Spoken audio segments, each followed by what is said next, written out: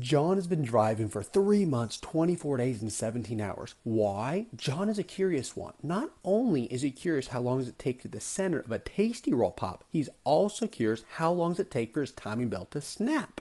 You see, his owner's manual says he should change it at 60,000 miles, but he wants to see how long it can really go.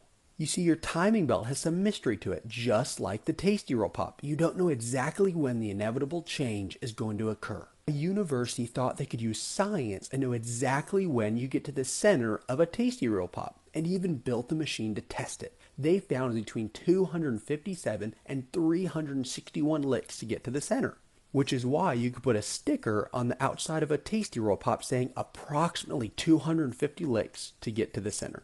The engineers at your brand's car company have done the same thing, but in a lot more detail, to figure out exactly how long your timing belt will last. They know if it's not replaced, it's inevitable, it will snap.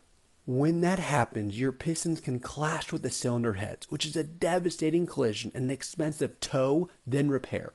We want to help you avoid that. Where our timing belt and Tasty Roll Pop are not similar is when you inevitably get to the center of a Tasty Roll Pop, it's a wonderful thing. So get yourself a Tasty Roll Pop and give our shop a call if you have any question about when your manufacturer recommends your time belt needs to be replaced so you can get it taken care of and avoid that expensive surprise.